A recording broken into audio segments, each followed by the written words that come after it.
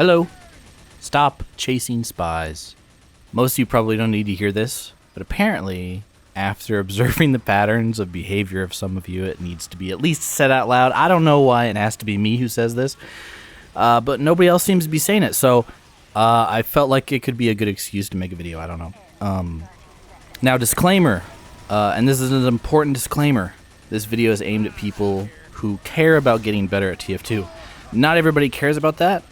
I realize that. That's totally okay.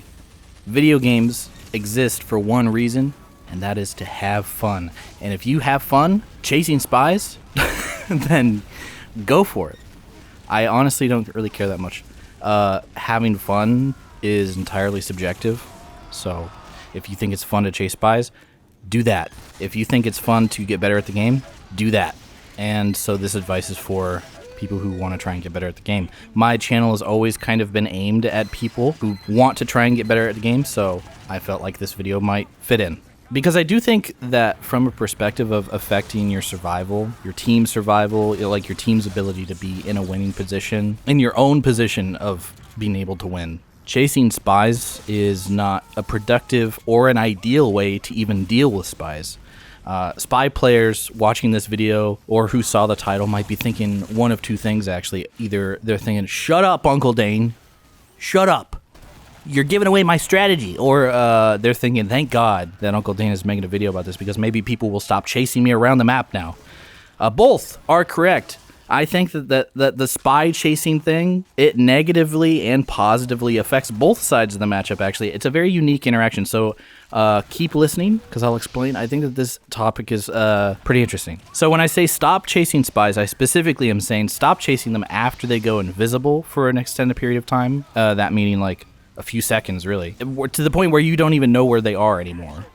Like, you've officially lost track of where they are, because you can, for example, like track where they are sometimes, whether they're picking up health packs or you're, blinking their cloak a little bit. That's different. If they've gone invisible and you don't know where they are anymore and you're still chasing them, stop. That's what I'm talking about. I'm also talking about stop chasing them after they retreat so far away from you that you've become so isolated from your team that like it's actually a problem. But this could be said about pretty much any class or enemy. So that's not really specific to spy, but spies do that a lot, so it falls into this category too. So why should I stop chasing spies? Well, the biggest thing is because it's a waste of time. It's just a big waste of time. The time that you spend shooting into corners, hoping to hit something, that's time wasted and ammo wasted. That could be spent dealing with literally every other enemy on the map who is visible, that you can actually see. And to a certain extent, this is actually what the spy wants you to be doing. When you're chasing a spy around, you're not dead, but I mean, if you're running around on an empty part of the map hunting ghosts like you're Chris Boers, you may as well be a ghost yourself, right? And even in the case of the pyro, it's like there are so many other things that you could be doing also. Air blasting Ubers, attacking soldiers, air blasting their rockets, like hunting a spy as pyro. it is technically a part of that class's class role, but I mean, even that, I don't know. That's like on the cusp. That's like riding the line for me.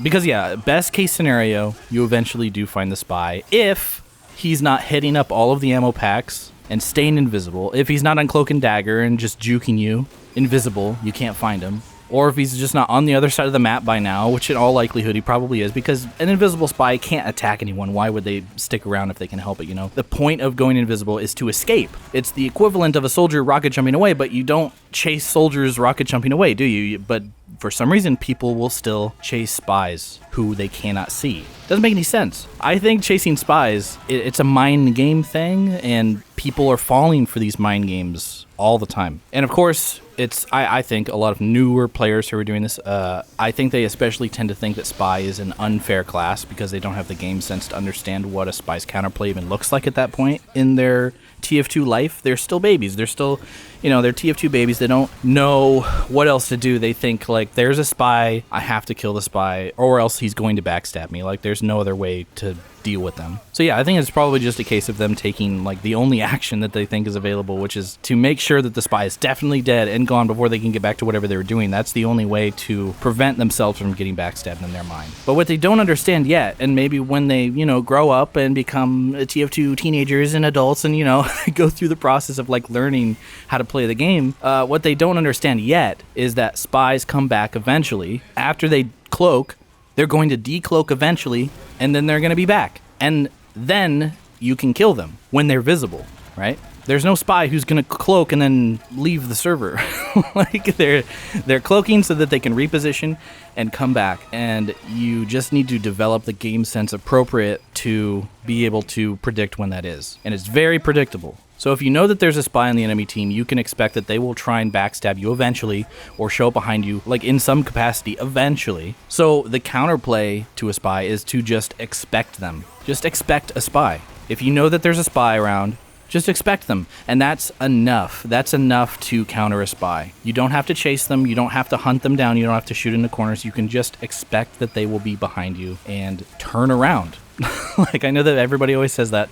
Turn around. Whenever a team is getting stabbed, I always see somebody in chat raging that their team is getting stabbed, and they just say, team, turn around. Because, yeah, they're right. It's as simple as that. Just turn around.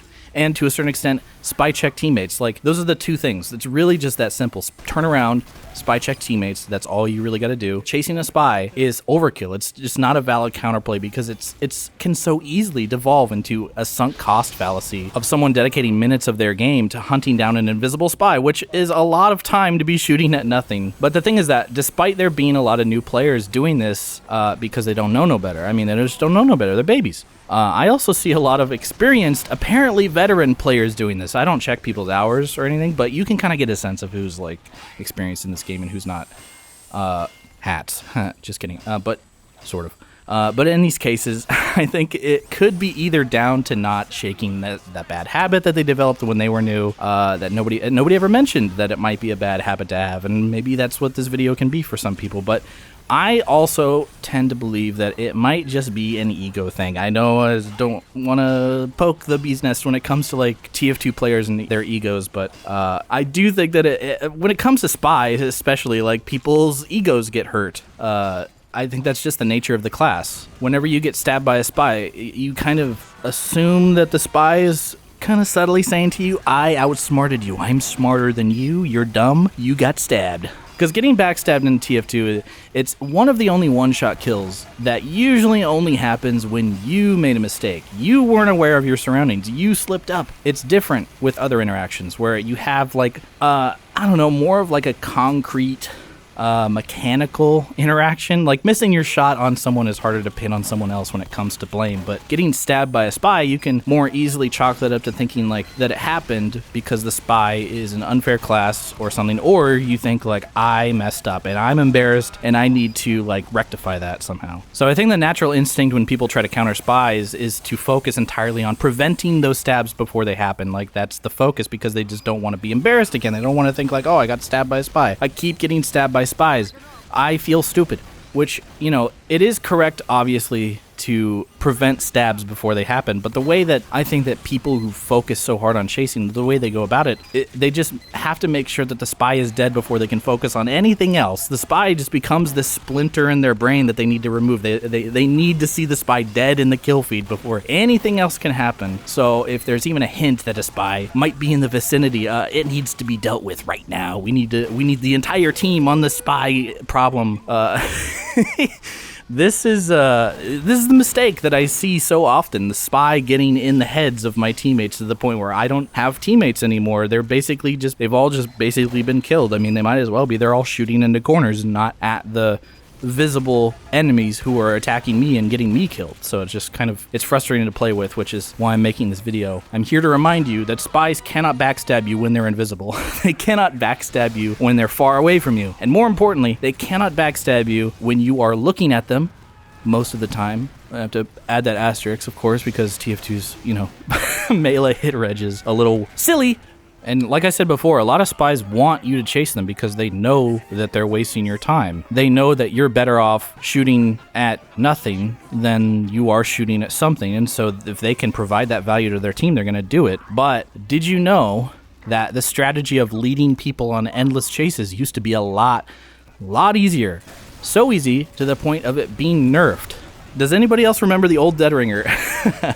Which it was one of the most hated weapons in the game at some point. Like, people hated the Dead Ringer, and some people still do a little bit, but I'm pretty sure that if you made a list back then of the most hated weapons in the game, Dead Ringer was definitely top 3. And it was mostly because, whether people realize this or not, it used to allow spies to pick up ammo packs and refill their cloak, which basically just allowed them to run around the map to all of the ammo packs. They would just go in like a little path around the map to all of the ammo packs. They would constantly just like pick them up, shoot someone, feign, go to another ammo pack, get their cloak back, shoot someone, like constantly just feigning, firing off pot shots just to get people to chase them. And this whole time they were basically nearly invincible because they just always had their Dead Ringer up every few seconds. This strategy was so prevalent and so powerful that they removed the Dead Ringer's ability to pick up ammo because they knew it would be easier to do that than it would be for players to just stop chasing spies around the map. So I don't think me saying that you shouldn't chase spies is going to change like a whole lot of people's minds or anything. This is more of like a rant than anything. But anyway, I also believe that there are quite a lot of spy players who are going to be glad that I'm talking about this because it may get less players to chase them. Because I do think that on the other end, playing as spy and getting constantly chased down by 5 players every time you decloak is actually not very fun at all. And take it from me, I like to play spy sometimes, and while there are some opportunities that I will take to distract players, I also just don't have any fun at all when I alert the horde every time I get one stab and cloak away. You know, people they switch to pyro, they drop everything they're doing, and dedicate the rest of the match to making sure that me personally, I can't play the game anymore just because I'm playing spy. It's annoying, it's discouraging, and it makes me want to switch off of spy or just find another server, to be honest, and that might make you think that chasing spies is actually a good strategy. If if it's making the spy rage quit, that means you won, right? But I'm saying that despite all of that, despite dropping everything you were doing and role-playing as the spy hunter, you're still not providing enough value to your team for it to be worth it, because spies literally do not need all of that. They do not, in order to counter a spy, you don't need to chase them. It's just overkill. And I've said this before in my video where I mained Pyro for a month to see what it would be like. I tried playing Pyro for a little bit. I equipped the Homewrecker, and I babysit my engineers and made sure that no spies came near their nest. But even engineers don't need to be protected to that degree from spies. Sure, I think it is helpful, but it is not nearly as valuable as you might think it is. In my case, it wasn't even fun. It was boring, and I was like, these engineers know how to shoot a spy. Like, it's not a big deal. Like, if the sentry goes down, they'll just build another one. It's not really that big of a deal. I'd much rather the pyro be doing something else. Like, if I'm on engineer, for example, and I have a pyro, it's like, dude, go and kill the soldiers and demomen before they get to my nest. You don't have to, you're setting the line of, your effectiveness at my sentry. It needs to be in front, forward. Go forward. Get away from me. Because, I just believe it's much better for both the spy player and for the spy's potential victims to let the spy come to them. Allow for the spy to get to them. And then use your ability to turn around and be aware of your surroundings to avoid getting backstabbed. I mean, that's so much more effective. Countering a spy should always just be a passive thing that you do while you're playing normally. It should never be a mode that you switch on and off. Okay, now I'm firing rockets down a choke. I'm killing a heavy. I'm in normal soldier gameplay mode. This is a soldier, by the way. So I'm in soldier gameplay mode. Fire rockets down choke. Kill heavy. Oh shit! A spy! Activate counter spy mode. I'm now shooting rockets into every corner. I'm camping every health pack and ammo pack. I will not rest until the spy has been captured and executed. Okay, he's been found. He's now dead for the next 10 seconds. Resume normal soldier gameplay, and then you just go back to what you're doing. No, that is not an ideal or efficient way to deal with spies, because while you're in that countering spy mode, 2 things are happening. 1, your team is now missing a soldier who could have been spamming rockets down the choke and continuing to stuff their push, or killing the heavy that is now, he's not being killed anymore. He's now free to mow down everybody. Or 2, the spy is either thinking, hell yeah, their power class is literally doing nothing right now. I'm providing value without even getting a kill. Or they're thinking, Jesus fucking Christ, get off my dick. All I did was decloak for 1 second and now I can't even play the game. All of it is bad. All of it, like on both sides of the interaction, all of them, they're either wasting time or not having fun. This entire hypothetical game would be going so much better if the soldier saw the spy decloak and just thought, oh, there's a spy around here. I better keep an eye out for when he decloaks again and makes his move so that I can be ready for him. In the meantime, I will continue helping my team by spamming the choke and killing the heavy and occasionally turning around. Oh, I turn around and there was a spy. He was visible, and so I'm going to shoot him, and now he's dead. And okay, back to, like, it was so much shorter of a time that he had to deal with the spy, and he didn't give up his main thing that he was doing that was actually effective. Because yeah, if you see a spy cloak away, that's just a timer that starts that counts down to when a spy is probably going to be behind you. You have the spy figured out. You've got him. You've got him in your sights. You're like, okay, a spy is going to decloak in 10 seconds or less. You've done it. You've done 95% of what it takes to counter spies in just thinking that, if just being aware. Like chasing him, hunting him down, that's pretty much always going to be overkill, and it removes you from the battlefield to the point where you may as well have been backstabbed already and in the respawn queue. So please, on behalf of all of your teammates, and yes, possibly even spy players everywhere, stop chasing spies. Just turn around. Just spy check. Passively keep your wits about you. That's all you really need to do to keep yourself from getting backstabbed. And again, if you want to keep chasing spies, I don't really care. This is aimed at people who care about getting better at the game. If you don't care about that, I love you. Keep it up. I'm glad that you listened to this anyway and found it interesting, possibly. Anyway, I appreciate it, and I will talk to you nieces and nephews next time. Bye-bye. Get on the cart, guys. Let's go, gamers. Hoorah, hoorah.